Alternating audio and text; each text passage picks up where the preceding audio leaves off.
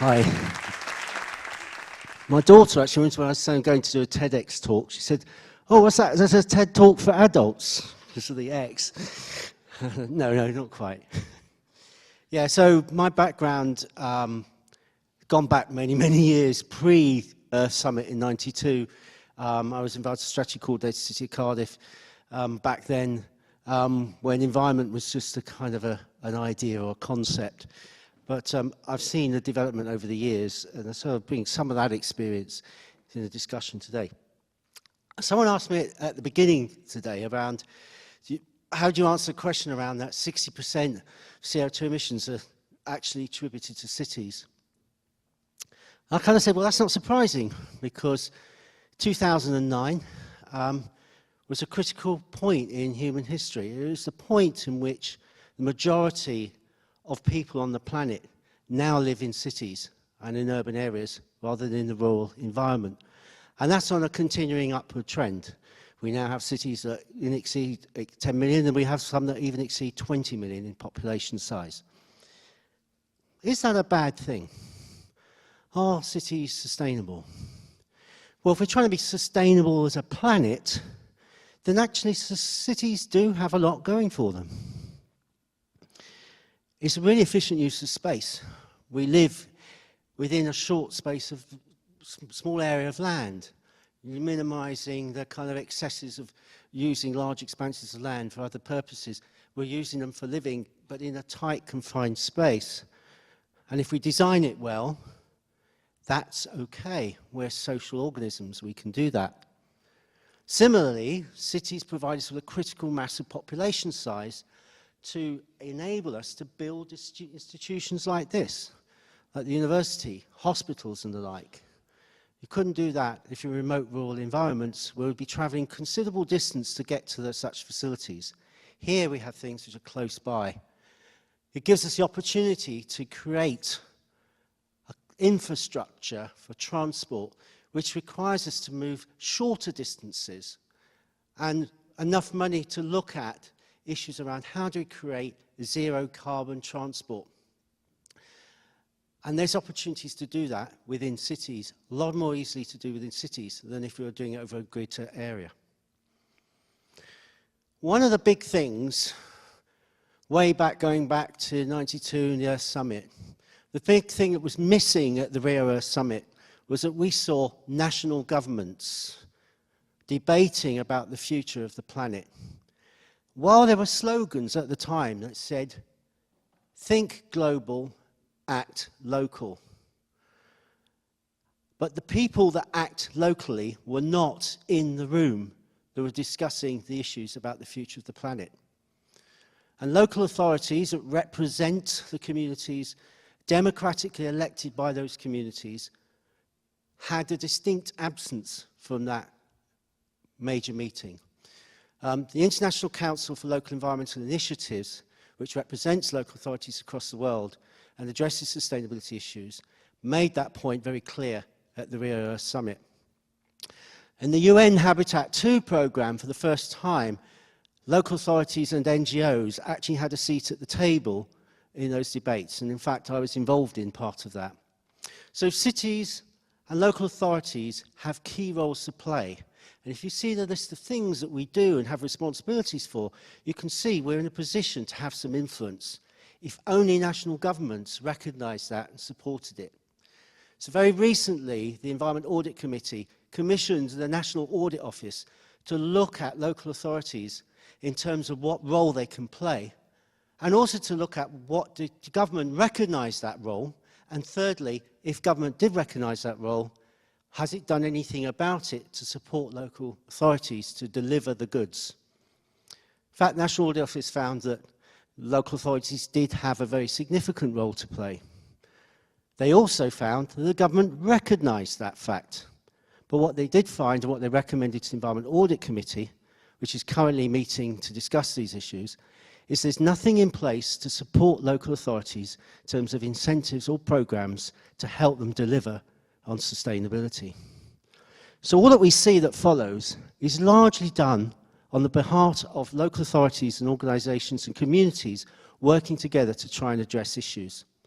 One of the big issues facing this country and most of the Western world at the moment is a transition from fossil fuel electricity generation and power generation, use of gas for heating and the like, towards something which is going to be zero carbon. That's going to require a lot of money. It's also going to require a level of management. Now, energy currently is managed centrally. We no longer have big power stations, or we have a few nuclear power stations. We have a couple of gas and coal-fired, but they're going. Our energy now is generated locally. It's solar panels on rooftops. It's heat exchange systems. It's district energy schemes linked to energy from waste. It's wind farms. It's solar farms. Lots of things that are local, provided by lots of different organisations, including community organisations. How do we manage that effectively and efficiently at a national level? The answer is we can't. It needs to be done at a local level. Now, Coventry has taken the lead in a project called Regional Energy Systems Operator, which is looking at, and got some funding from the government to look at, what should an energy management system look like in the future. And there's some real challenges that lie ahead. Another aspect of cities, we mentioned their expansion. They're also places where people live. And they have distinctiveness, local distinctiveness. But we're at risk of losing that. It's really important that humans actually feel part of a place and have a sense of place.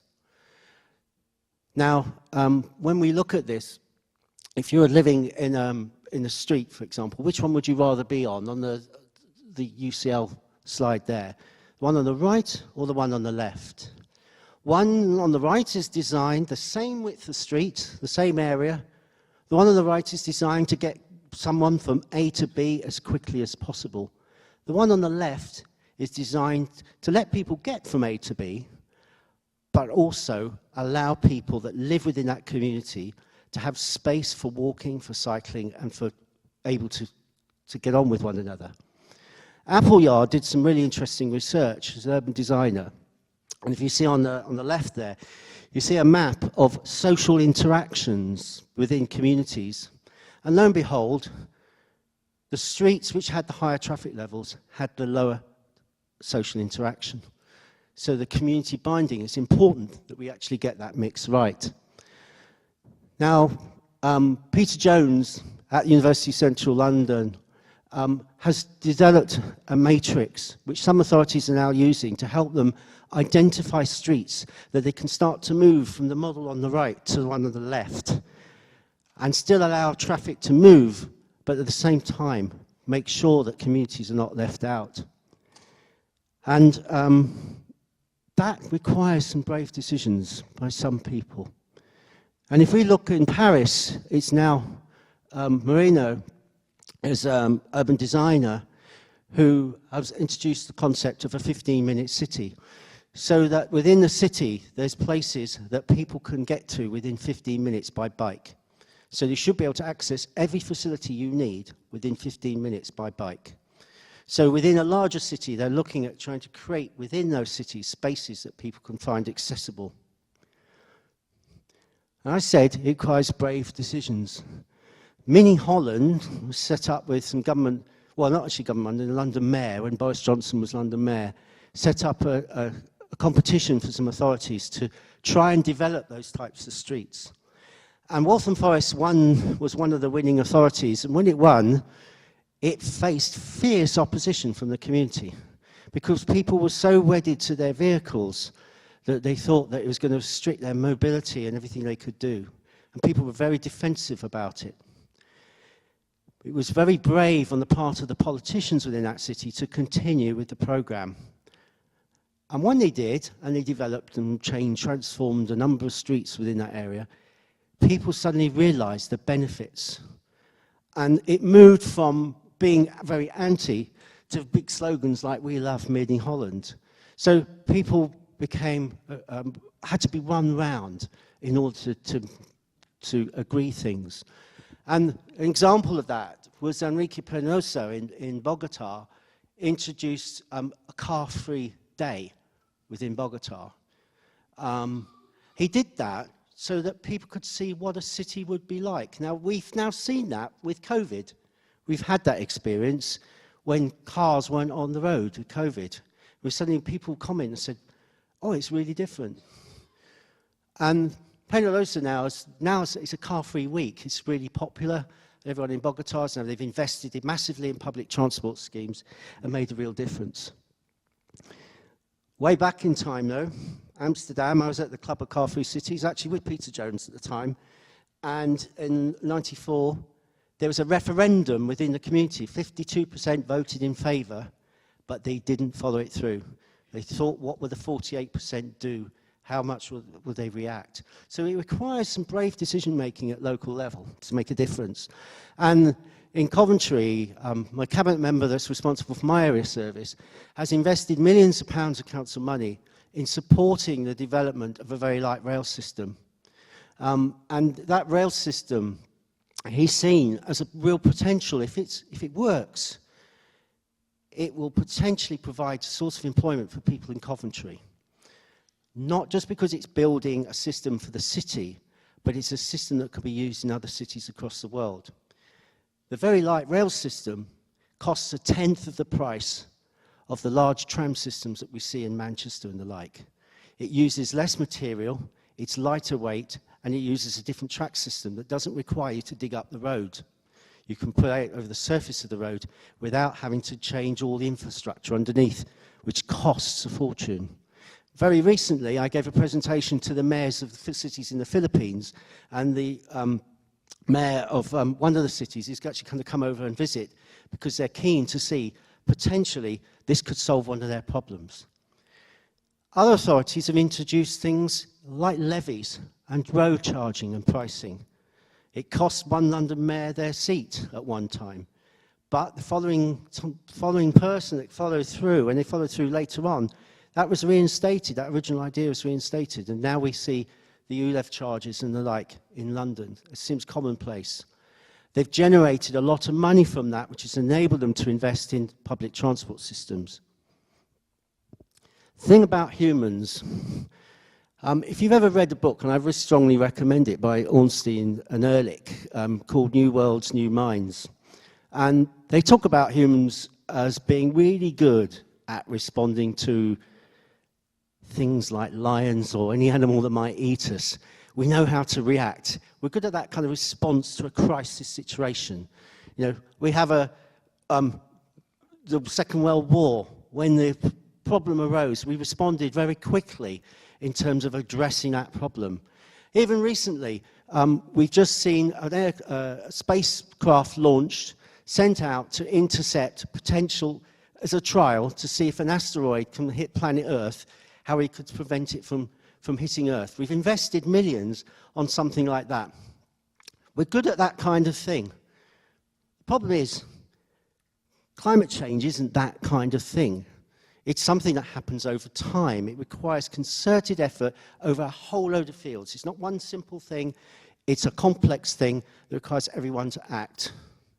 And even when we portray things like climate change, and for example, if anyone's seen The Day After Tomorrow, the film, even if when you see that, you see that the way we portray it is it's an immediate reaction, it's a response. We send people up to New York to get people being frozen out, we send them back to Mexico, and everyone lives happily after in Mexico, problems solved.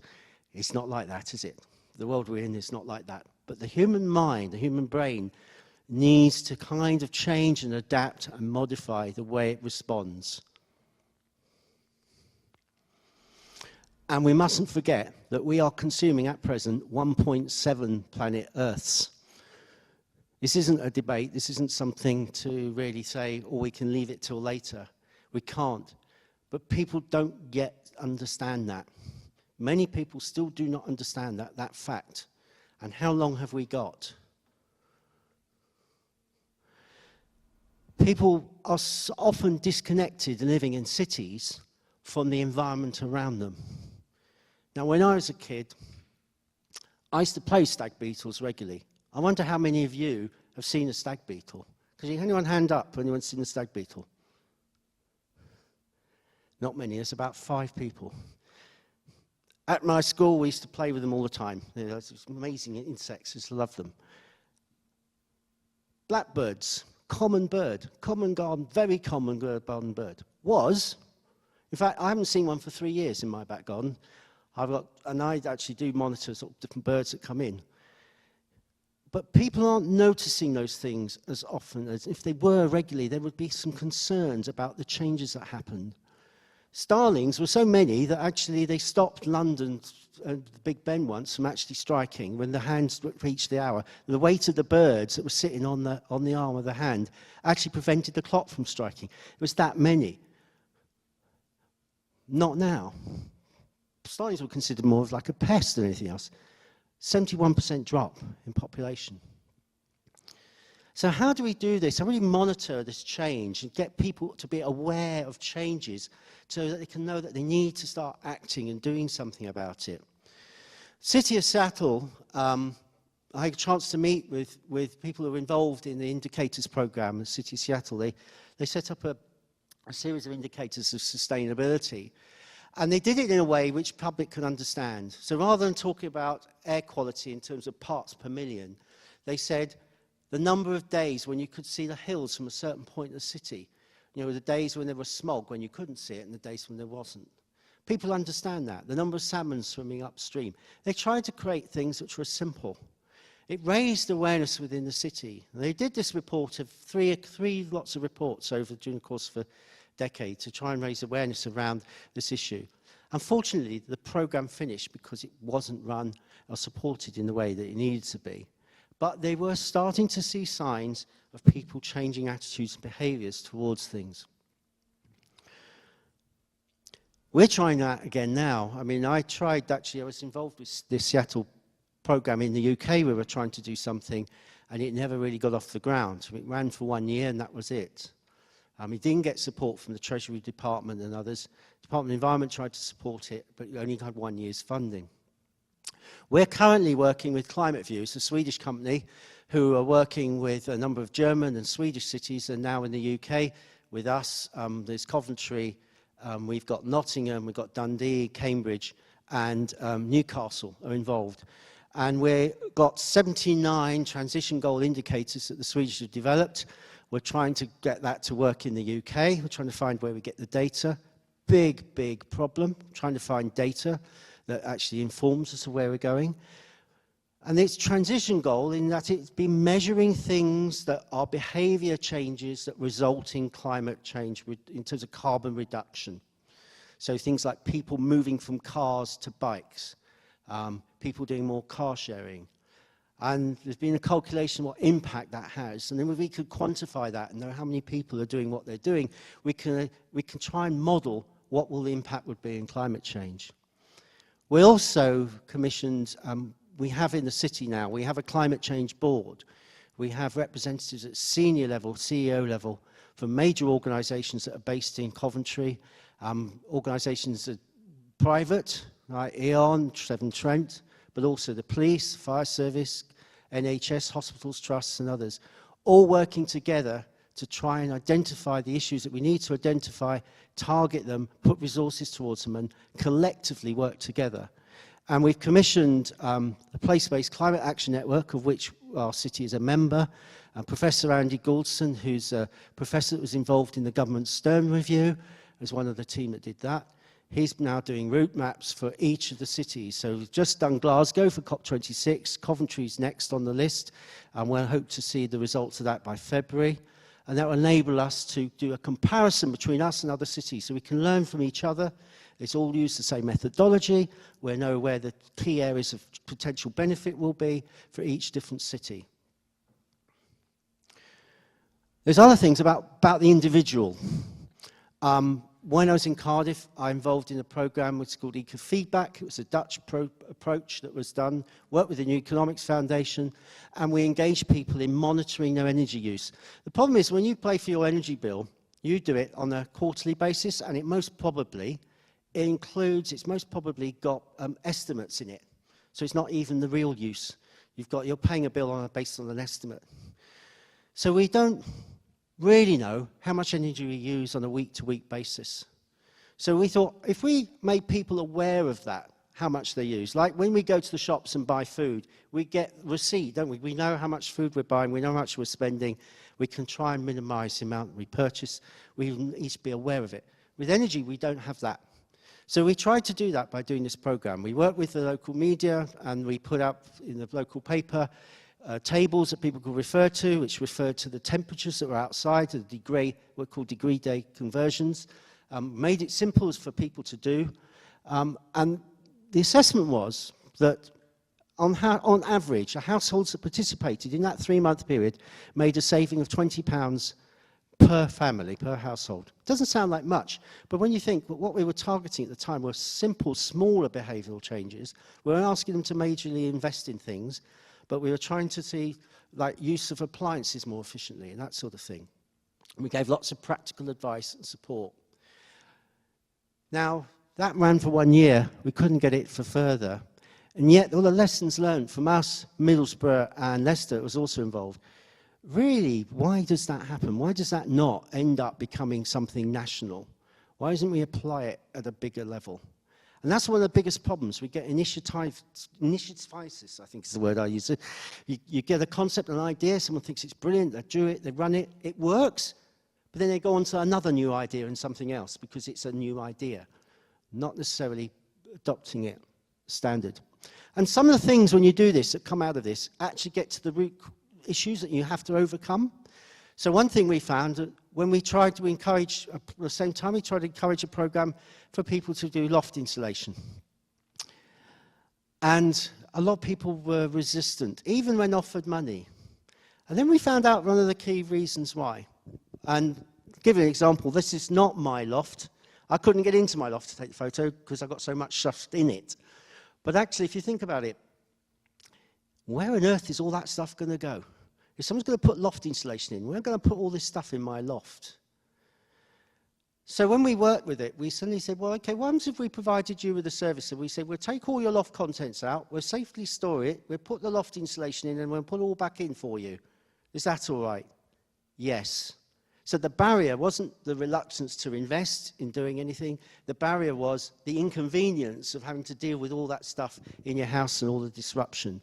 So sometimes some behavior things we have to do, we have to think about how do we get around those barriers. And one thing is about help. If we work with people where they live and look at the things that they do and where they are and engage them in that and becomes meaningful, then we find that we get cooperation, support, engagement. If we make things fun. So on the left in Germany, and this was sponsored by Volkswagen, interestingly, but they made musical steps. So people walked up and down the steps to encourage people to use the steps. It was more focusing on active lifestyle than anything else. It was to promote health. But if you notice, they actually ran video cameras and recorded. The number of people using escalators dropped dramatically because the people found it much more interesting and more fun to use the musical steps. Similarly, getting people to do recycling. Well, put a simple sensor in there, and then it kind of burps or makes a funny noise, and people want to use it. It's a fun thing to do. One I love to see, if we were to Seoul in South Korea, has this amazing, and I've not been there, I've seen videos of this, but amazing digital wave. It's even got ones where they have whales swimming in, and it looks like a real life wave in the middle of a city. It's like having the ocean in the city centre. Now take that idea and then put in, well, what if we put some plastic bottles and plastic bags in that wave and increased it over time as the level of plastic in the ocean increases? What would people's view about that issue be? When they see that every day they walk past, they see that kind of constant reminder of something which they are doing now, which affects somewhere that they don't ever see because it's hundreds of miles away somewhere else, but it's a direct impact of their behavior. What if we could do things like that, that gave people a thought, a reminder, a constant reminder, challenge the thinking, kept it going, keep it in your face, because that's the key thing. You can easily, conveniently forget about it. Let's try and keep that message going constantly. This is not a game we're playing. This is something we've got to do now. And the other thing is about who we target. We focus a lot of our energy and effort because we're trying to tackle fuel poverty, those that are most impoverished. And how many of us have had people speaking to us, famous celebrities in the super rich list, who talk about how important the climate is and dealing with climate change? And we know that as soon as they finish that interview, they're going to drive down to the airport, get on their private executive jet and fly off somewhere. When we look at resource consumption, we do need to challenge the TV programs that celebrate excess. How many of you have seen programs that talk about someone that's got a new ocean liner they just bought, or another extra car? I mean, I had a guy living at the end of my street who had 5 Ferraris. 5 Ferraris. What are you going to do? I used to go to him and say, what are you going to do with 5 Ferraris? They're nice to look at, but actually the amount of energy and resource that's gone into making those, and they're not necessarily the most fuel-efficient vehicles on the planet, but nevertheless, why are you doing that?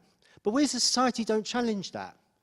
So we're talking about the top 10% of the world's the top 10% money earners, using 49% of the world's resource. Now, we can't sustain a planet where we allow people to do that. The top 1% actually use double. If we took the bottom 50% of the population and doubled their figure, they're still, the top 1% are still exceeding that figure. So we've got to do something that challenges excess. It's selfishness. It is something that is irrespective, irregarding of the planet that we live on, and it doesn't regard or respect other members in society who actually have limited resources, who don't have enough fuel to heat their homes. You know, we have people living in Coventry who have serious fuel poverty. So I find it an affront to see people that have excess when we can't even meet basic needs for people in our own population. Now, that might sound like a political point. It's not for me. It's actually a practical point. It's about living as a human society. We live in cities. We share the environment that we live within, and we need to have concern for one another. I had the privilege of meeting Wangari Maathai. She's an amazing person. She was incredible dynamo. I only met her for about 2 hours. I had lunch with her and some friends from the Kenyan contingency when I was working with Habitat 2. And she inspired lots of people, lots of women in East Africa, and looked at tree planting scheme on a grand scale. And if you looked at her background and where she came from, what she had achieved was immense. So I think the message that comes out of this, and take her quote at the top there, I think says it all. Okay, we have people that have excesses and we need to challenge them. And we have some major, major challenges ahead of us. But let's not deny the fact that each of us, each and every single one of us, have a role and responsibility to play. And most of us are urban citizens, and the cities have a great opportunity to try and address those issues. And we need to support our politicians in making some of those difficult, brave decisions, because after all, it is the people that decide what happens, so it is up to us to make those brave decisions, even if they're uncomfortable for us to do. So thank you.